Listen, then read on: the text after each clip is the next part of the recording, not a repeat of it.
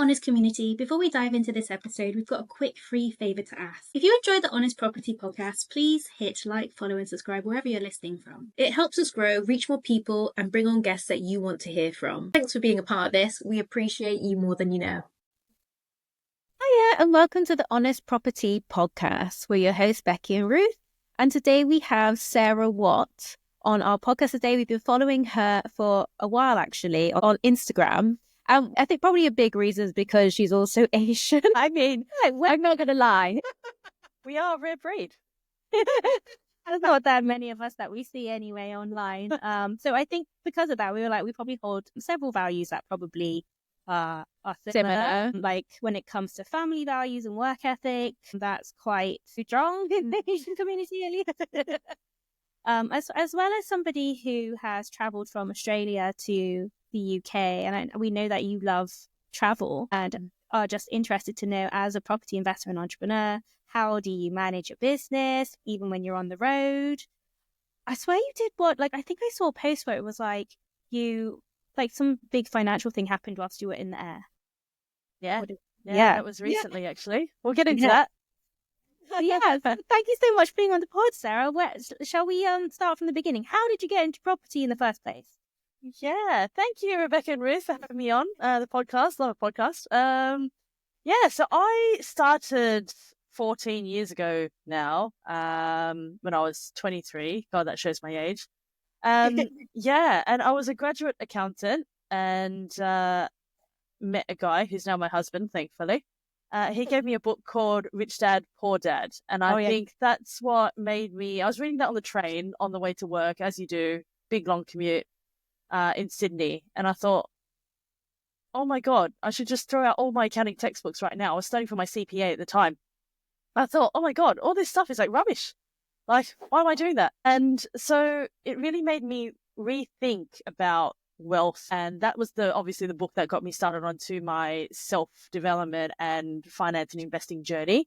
Because before that, all that you're told is just work really hard, go to uni, get a job, and you never are told about how to manage your finances after that happens. So I think when you're that young, you just are told whatever your parents tell you, that's what you go with. And it wasn't until reading that book that I thought, oh my God, maybe there's something else out there about investing. And it kind of sent me down this rabbit hole of self-development, and it hasn't stopped since. So yeah, that's kind of how it started. I started with a 1-bedroom flat. It was all I could afford. I went what I would call now as all in. I went all in. It was every single penny I had. I think it was, well, not penny, it was cent. $40,000, everything I had. I leveraged all the way up to 90%. I paid the LMI insurance to go above everything that I could just to get this 1-bed flat. And I still have it today. And it was on Alt Street, which is where my business name came from. I still have it. And without it, I would not be here today if it weren't for Alt Street. It's my little 1-bed baby. It's nothing flash, but it literally was the whole catalyst for our buy-to-let journey.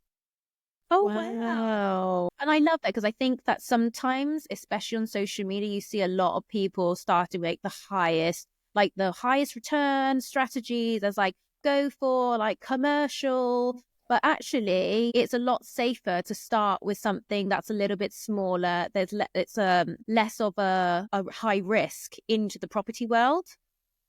Yeah, absolutely. I am complete opposite to that. So being an accountant, I'm extremely risk adverse. If I can't see the exit or multiple exits and, as worst case scenario, this is going to happen, I don't do it. And I think still to this day, I take a calculated risk, but it's a very risk adverse calculated risk, so to speak, when I'm investing. And that might be just mainly because of my background, not just my professional background, but also, you don't want to take too much risk. You want to make sure that you get a nice stable return. It's probably family background and values anyway. Yeah, so I started off completely opposite. I would call myself more of a Warren Buffett style, get rich slow person. I started off very, very simply. Let's start with a 1-bed flat. Then from a 1-bed flat, we went to a 2-bed flat. From a 2-bed flat, we then started flipping 3-bed houses, which is where we lived. So we were flipping our own primary residence in Melbourne.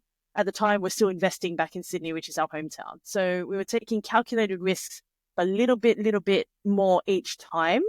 And that's where I think, you know, if I can stomach this, then I can stomach something a little bit bigger. I was never the one that goes, yeah, full hog, go in. And even now, you know, with the commercial stuff, even though we're up there now, a lot of the time, I think, you know, you just want to do that, just that little bit more. I want to get a block of flats, but I haven't done commercial. So I'll get a block of flats with a commercial bit underneath so I can learn and understand how that works. So I think, yeah, that's slow and steady was how I describe our risk profile and investor journey. It's like you were gathering the knowledge by doing, but it was a digestible amount of information for you to process to understand how something works so you could continue to build on it bit by bit. And I think that's really, really smart. I think that's like how it should be.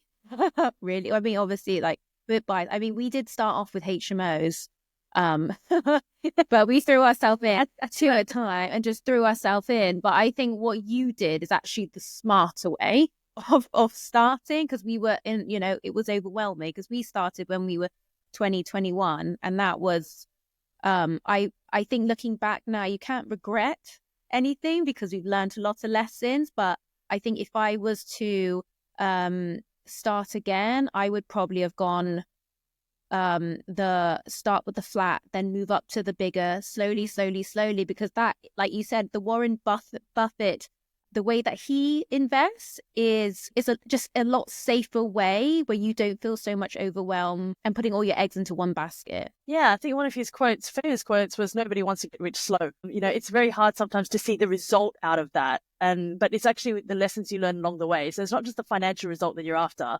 You're slowly chasing the freedom. And eventually you get to the point where you don't want to be the one that is on site with the paintbrush in your hand anymore. Like you get over that. We did that for a very long time, mind you. Andrew's an electrician by trade. I was like, I can do it. I can do anything. You know, I'd give plastering a go. I'd give tiling a go. My tiles are still there 14 years later, mind you. But, you know, I will give it a shot. But it gets to the point where I'm like, I appreciate what tilers do and I'll never do that again. You know, and you know where to outsource and you know where your strengths lie. And I think that's probably the lessons you learn along the way are just as important as the financial return you get. Yeah. I feel like you can really relate to that because we've done exactly the same thing where when we first started, we wanted to know everything. We wanted to learn as much as we can until we could outsource the work, because then you kind of know then if you're getting ripped off. Oh, totally. I would never landscape ever again. My God, I laid my own path and with, you know, the whole gravel thing. And I'm like, I have such an appreciation for trades. And yeah, it does really make you appreciate the whole process when you've done it yourself. Not that I actually suggest that. I suggest just leave it to the professionals is probably my advice. But it does make you appreciate them a hell of a lot more when you do it. Oh, yeah. So you can see the value of that profession when it's like not worth your energy to do it yourself. And also know how that contractor is actually doing what they're like, what is supposed to be happening, like what coming in to do what you're actually paying them for. Because we have had contractors in the past that have shortcut jobs thinking we wouldn't notice. But we're like, wait, that's not supposed to look like that. And my other question was, so do you do any management yourselves or have you also delegated that to somebody else? It's an interesting one. So we've come on a really full circle journey, to be honest. So in Australia, everything is done by an agent. There's no such thing as self-management, but self-management is very rare. Most things is right, give it to an agent, job be done. And the reason why I say that is because agents are cheaper and better quality than what we get here. So for me, I still have my agent from day one. Yeah, she's still there. It's, you know, very reasonable. I've done full whole flat refurbs with her and she's done it all with her own trades. I've just flown back and gone, oh, it's quite nice. Yeah, good job. And then flew off. And that was it. And so she self-managed that whole thing for me. It's like a project. Yeah, but didn't charge me anything for it. It was just like, we want to get this turned around and remanaged. That's my job, is to manage this bit. So I will do the whole refurb for you. I mean, it's her trades and stuff. She's not actually doing it, but she's project managed the whole thing for me. So you can't get that here. And here they're almost, I think, 2 to 2.5 times the price that I pay over there.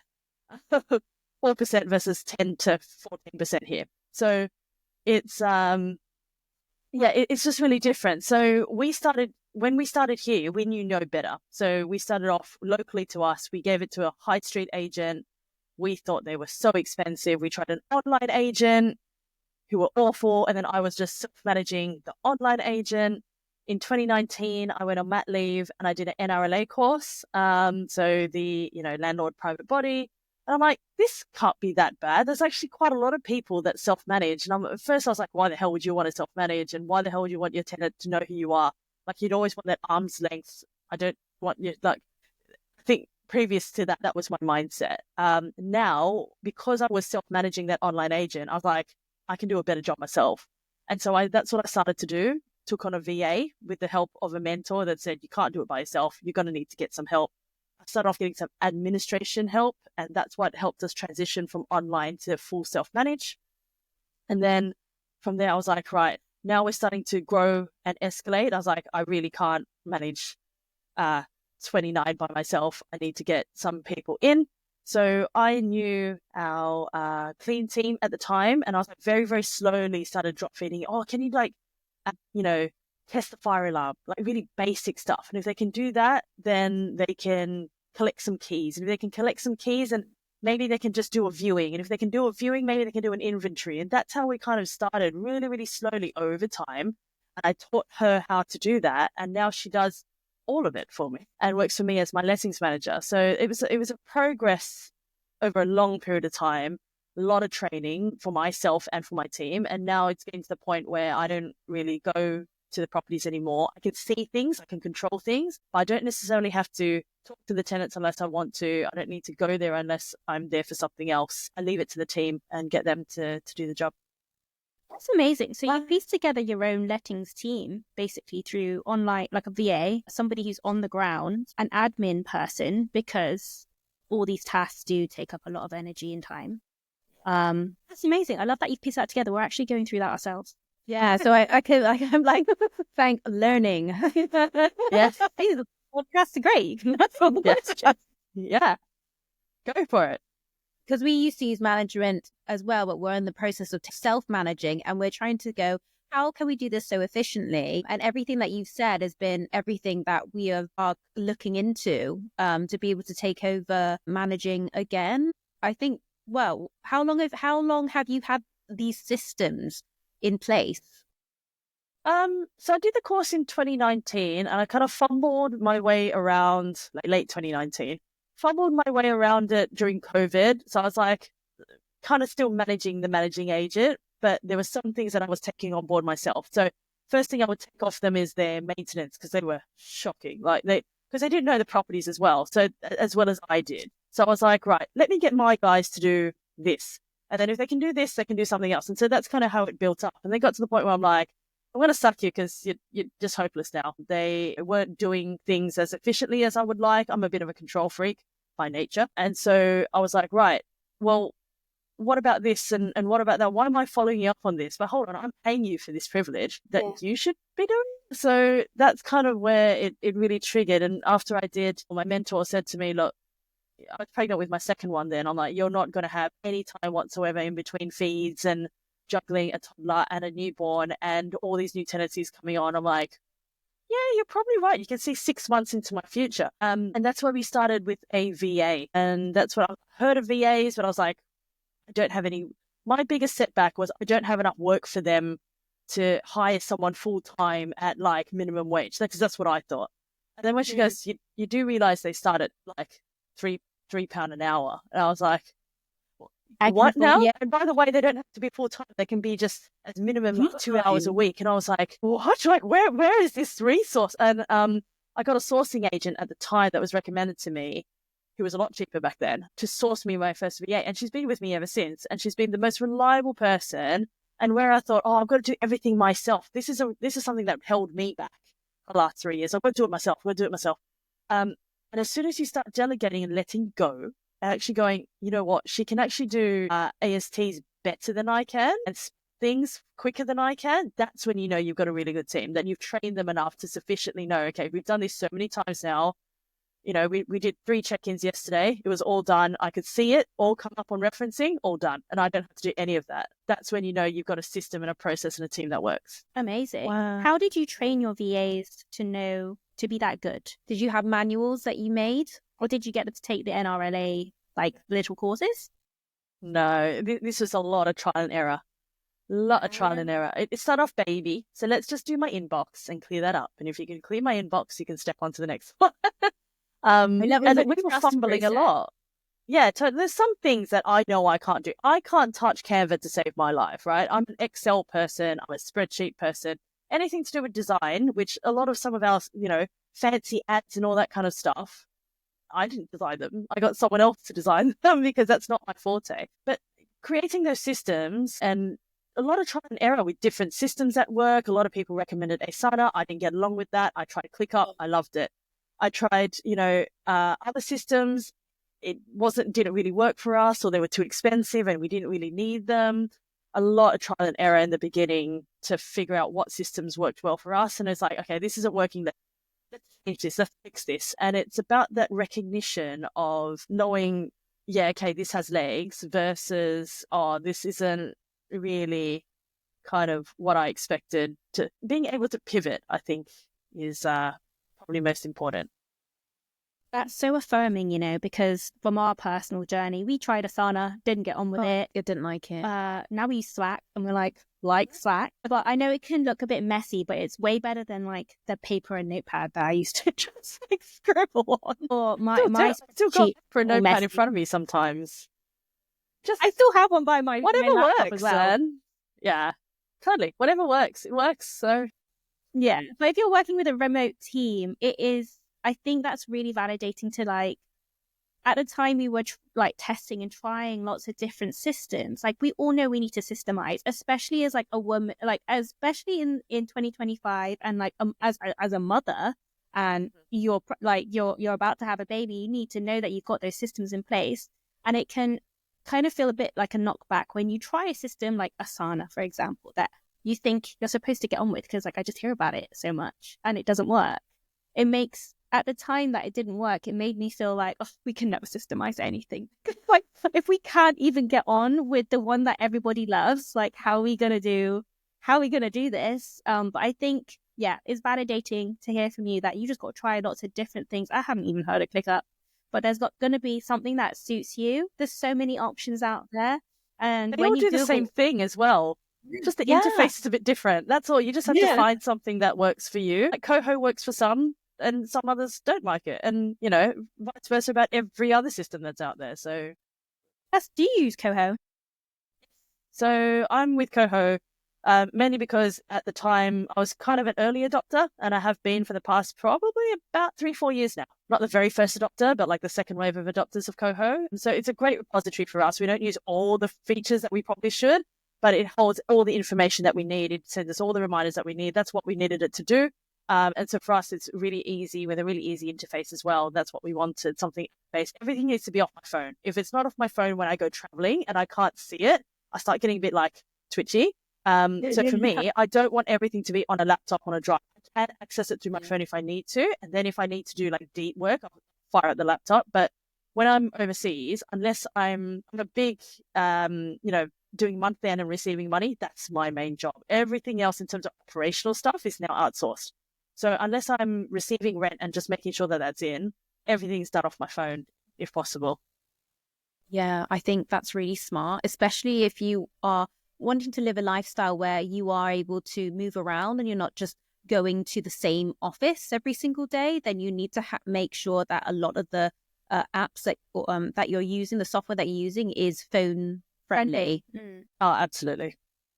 Yeah, especially in 2025. Hey guys, if you're new to property investing, we know exactly how hard it is to figure out where to start. That's why we created the Beginner's Roadmap.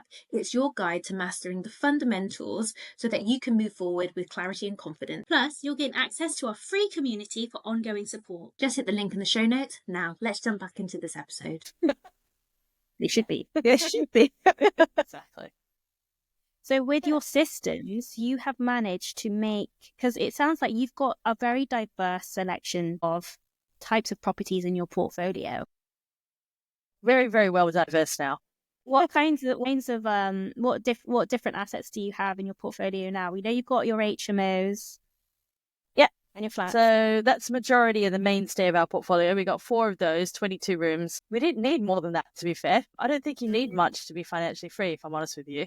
We still got our old legacy portfolio back from 14 years ago. So they're flats, 3 of those. They're the expensive ones. They're the nice golden geese on the balance sheet. Not so much for cash flow over there. So still got our Aussie stuff. We started off with buy-to-lets in the UK. So we still got 3 family houses very close to where we are, because we got not burnt, but we learned a lesson along the way regarding buying property in an area you're not familiar with. And we came out break even on that deal. And we're like, next time we're not going to use the sourcer. We're going to do the due diligence ourselves so that we know and understand what the heck we're actually buying. Because last time we're just like, yeah, if I throw some money at someone, they're going to give me this golden goose deal. And it didn't work out that way. We barely broke even on that. It was quite a cumbersome property to manage. And so we wanted something close to home where we knew intimately what we were buying, what the market was like, where the intricacies are.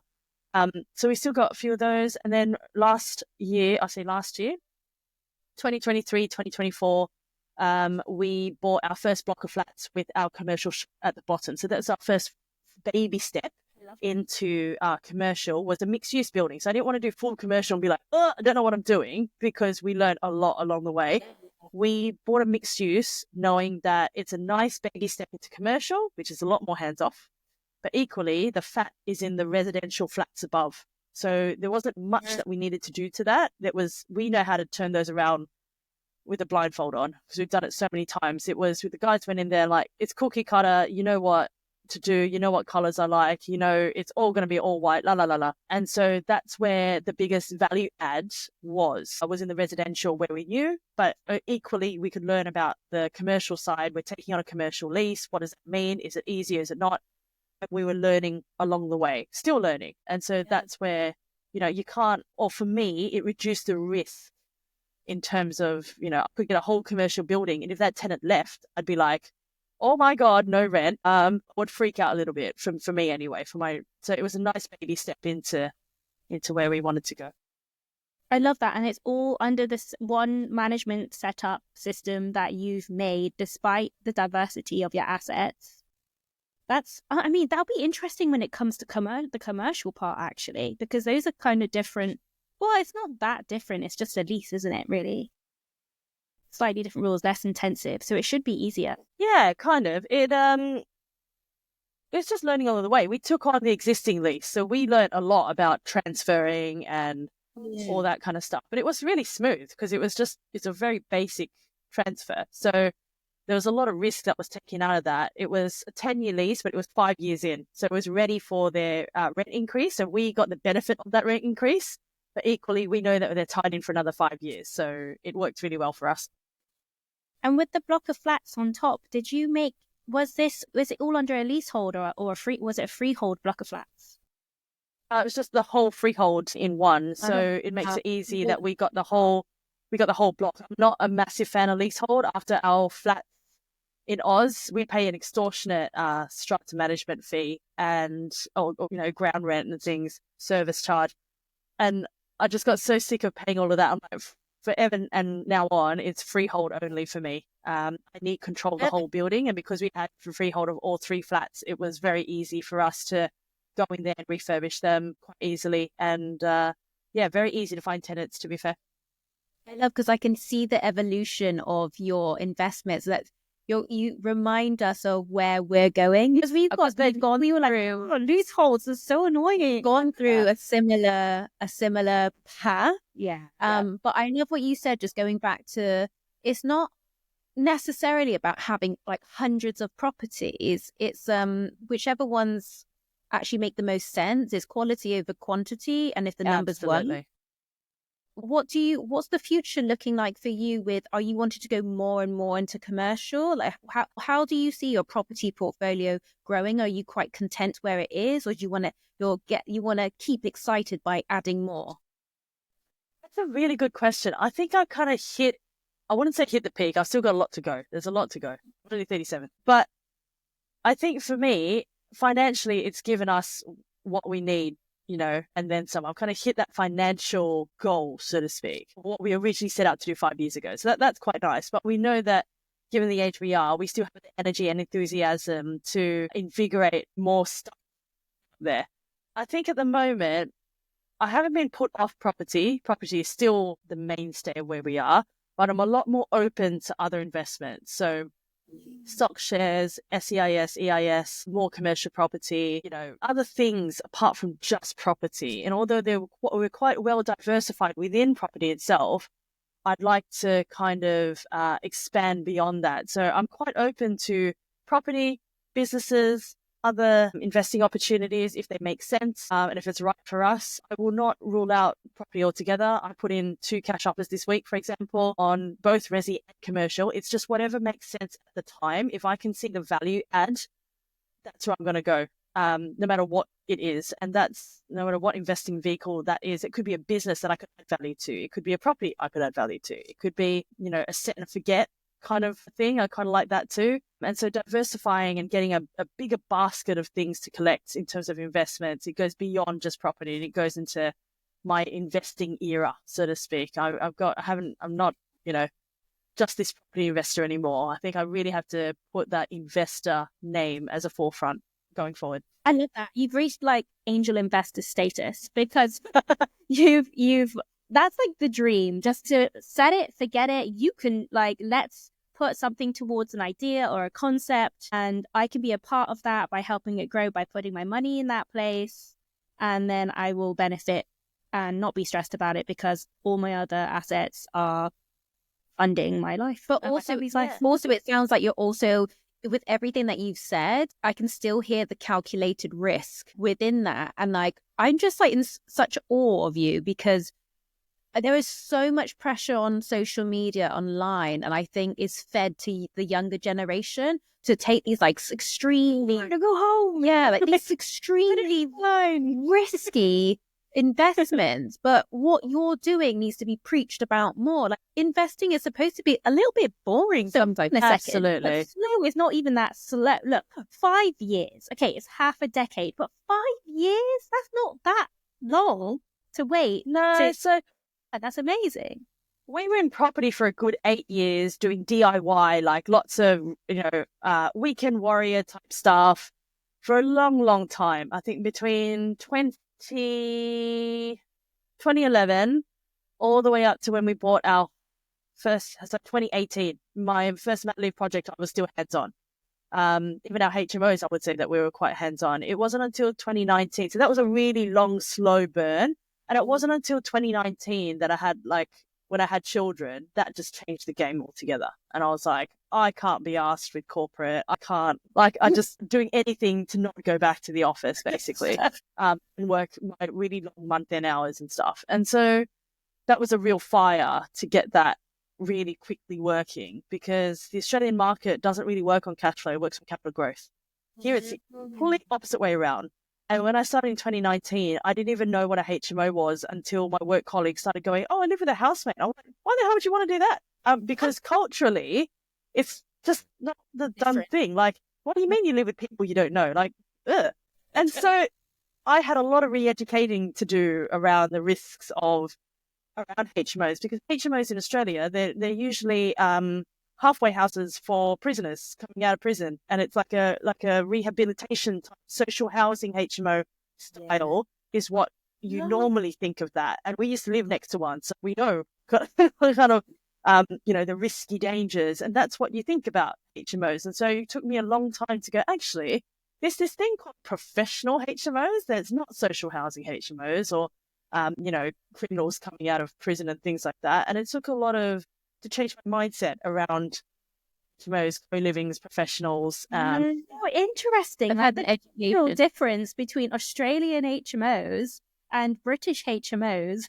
They don't really exist. They don't really exist. And if they do, so if you're a professional, you will go find a buddy and you'll go on a tenancy together. We even have that. A lot of our single lets are just 2 friends that came together and would share one bedroom, but on the same lease as a joint tenant.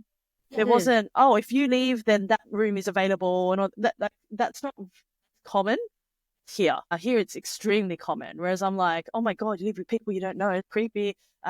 It took a lot of re-education around that at the beginning in 2019 to kind of cultural difference and realize how lucrative it was financially. And for our first one, we said, okay, this doesn't work. It becomes a single let. If it's just not a single let, we can give it to a rent to rent. If it's or we could sell it, or we needed multiple exits, because if it didn't work out, I didn't want to be stuck with a house I didn't know what to do with.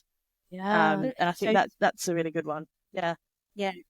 I think that's the thing with an HMO. If you know, like, you were focused on your goal and the strategy that you were going to work with, but you were aware of every other strategy that there is out there, which basically can serve as an exit plan for your main intention with that property. Yeah, it still is. If in the end, mortgage rents increase, but rents decline and it doesn't make sense anymore. There's so many other things that you can do. I can convert it back. I can sell it off. There's lots of things and different exits that you can do. You're not just stuck with the one option and be like, oh, great, I've become that old school landlord where he's only rented 2 rooms out of the 5 and it's not making money anymore. And I don't really want to be that. I want to be like the one that continuously invests into their portfolio to make it and be the best, because, we need to change the carpets this year. We need to change the roof this year. All of that kind of stuff still happens. So yeah, all part of the evolution, I think. That's so into wow. We're having our own portfolio meeting next week to be like, okay, let's see how we can make it all better, because it is an ongoing process of making sure that your product essentially is in a good state. Do you find, what is your favorite type of asset out of your whole portfolio, and like why? Oh, I think they each have their own pros and cons. HMOs are great for cash flow. They also suck up a lot of your time. Commercial is great for being hands off, but it's just steady income. So it depends on what kind of level you're at. If you have a lot of fire and you're chasing that cash flow, HMOs are a great way to accelerate that. If you just kind of want a hands off, I don't want to do diddly squat, commercial is hands down the best strategy for that. So it really depends on what your goals are and what you're after. And I tell my mentees this. I'm like, well, why did you buy? Oh, why are you chasing that? I don't actually know. I just feel like I have to. And I'm like, but that's not what you told me you wanted. And so it really comes back to where you are in life and what goals you're chasing at the time for the next 3 to 5 years. Does that actually meet what you want? Is that actually what you want to do with your time, your effort? Is that what really want to, is that really the goal that you're after? You're also providing mentorship as well. Tell us a little bit about, is that something recent that you're doing, and do you get a lot of fulfillment from it? Yeah, so it's more so from the past year. I have a couple of investors on an Earn and Learn program. So they have their base set up. So a couple buy-to-lets or a couple of HMOs.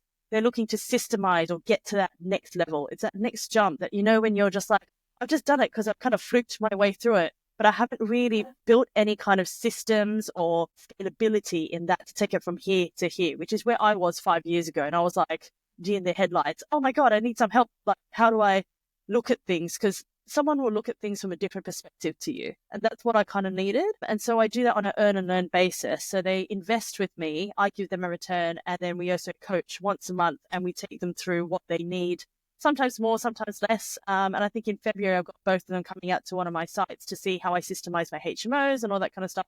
So it really depends on what they need. And the mentoring and the learning side is tailored to their goals. I really love that way of teaching, of mentoring someone else, because you're saying, you're not wasting each other's time. You're both getting something from it. They're investing so that they can actually see firsthand what you're doing, and you're showing proof of that. The live project. Yeah.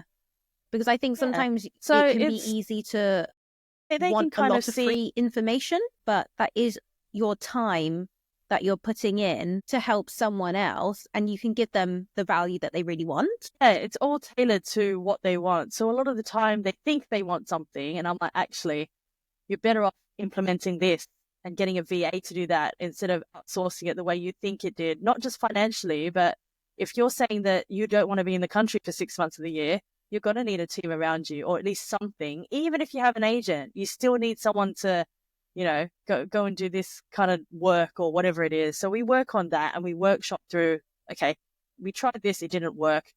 Now we need to try this. Okay, I hit this hurdle, or my VA hasn't turned up, or she's not as quick as I want her to be. And I'm like, yeah, but is it her or is it you?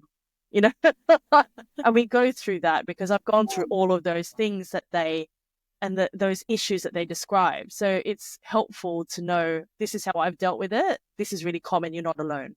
And sometimes you just need that sounding board from a mentor to keep going. Okay, I'm not going crazy. I am trying something different. Why isn't this working for me? And just have someone to go, it's completely normal, or you really need to try this way. It's sometimes just those few little words that you need to hear from someone to just take your mindset and your success into a different direction. That's amazing. So do you find a lot of the work is more mindset to things? Do you find yourself coaching mindset more than? Yeah, I think it's being open to things. A lot of what I find, they're set in a way, I feel like I have to do this because I see it on social media, or I have to do it because, or for whatever reason. And when you dig a bit deeper, that's not actually the outcome that they want. They don't have to do it that particular way. There's so much easier ways to do it, but they never have heard of it, or they don't know how to implement it, or, all those kind of things. And I think, if you've been with someone who has been there, done that, and I'm not saying someone who's done it 20 years ago, someone who's just a few steps ahead of you, can be really helpful to just kind of workshop that through, knowing that I'm not alone and I haven't done it before and I'm not going crazy. Sometimes we, especially as women, we second guess ourselves a lot. Oh, if it's not working for me, then what have I done wrong? And sometimes it's not what you've done wrong. It's sometimes just maybe a tweak to your system or process that will make all the difference. So, yeah. 100%. That's just like what I was whining about Asana earlier. Like maybe I was just missing something, but it's fine. In the end, we're just using something else. This has been such an insightful conversation. Where can our listeners find you? So I generally hang out on Instagram under Alt Street Property, ALTST Property. However, more recently, because my VA also takes my content and reposts it into LinkedIn, I get a lot of people saying, oh, you're that LinkedIn person. And I'm like, oh, am I? Because I don't know who you are. But there's a lot of people that lurk around LinkedIn for me as well. So you can connect with me there. I am kind of accessed on both platforms, but I'm on Instagram most of the time, putting up lame stories about my day and what I do. So yeah, come and have a chat. Yeah, I mean, I think that's why we gravitated to your page, because we were like, she's a real person doing it, like doing real traveling around. She systemized the whole process. She's a mother on a mission, and she's achieved it in 5 years, even though she said she did it slowly. Yeah, just because it was all calculated, and you were like, this is going to work. We're not going to waste time. Thing is, if it's not calculated risk, then it is just going to be a waste of time, and you're going to have to rectify all the issues that you encounter later because you didn't do the due diligence and make sure that you were confident with how things stack. So, and also your Instagram page, just if anyone goes and gives you a follow, because you're very real with everything on your Instagram page, and it really shows. And I think, like I was saying before earlier on, I think there's a lot of people that can be on social media who talking rubbish, and just so much rubbish. Like, so I will say, because this is an honest property podcast for a reason, but there's so much rubbish online, and I think it can, if you are a genuine person, you can see that another genuine person online, and you are, well, we find that you are. Oh, thank you. Yeah, absolutely no fakery here. There's a lot of, behind the Lamborghini and all that. I'm like, yeah, okay. I drive a CRV, okay? Like, I'm not enticed by cars whatsoever. That's got nothing to do with your balance sheet. Like, so to me, my investing mindset has changed and developed over time. And I think for me, my family's happiness is everything. The material stuff doesn't matter. You ask someone dying what their last words would be and their wishes, and they'd wish that they were healthy. So I think for me, health and family are by far the biggest things. And if money can help relieve some of that, pressure, that's great. But at the end of the day, it's non-material things that I'm chasing. So I think there's, although a lot of the time we can talk about the systemization and the operations and how to make things better in the day-to-day. A lot of the mindset stuff goes beyond that, I think. Yeah. And so I like to show that on Instagram, that I'm not the Lamborghini boy, Habibi come to Dubai. Like, I'm very, very, very real, and I can only talk about what's worked for me, really. So yeah. But there are so many shades of wealthy, and Sarah is definitely somebody that we totally are vibe. Yeah, like your description exactly what we would describe as wealth as well. So you're very I'd much love to be a female Warren Buffett, to be honest. Kind of Yeah, like that age-old guy that still lives in the same house in Omaha, Nebraska, that just has like cruises by with some really great quotes. I'd just like to be the female version of him, to be honest. That's like my lifelong goal, you know, to be 92 and still doing what he does. I think that's great. I think still keeping his mind active. Life I goals. can see it. You'll do it. You'll do it. Absolutely. I can 100% see it. All these calculated risks, and you'll just be relaxing at the same time because you're just so confident in your Just an decision. investor. So yeah. I like it. Oh, thank you so much, Sarah. We won't keep you because we know you've got to pick up the kids. Yeah, there's contacts and handles in the show notes. Yeah, thanks again so much. Thank you, Sarah. Excellent. Thanks for having me on.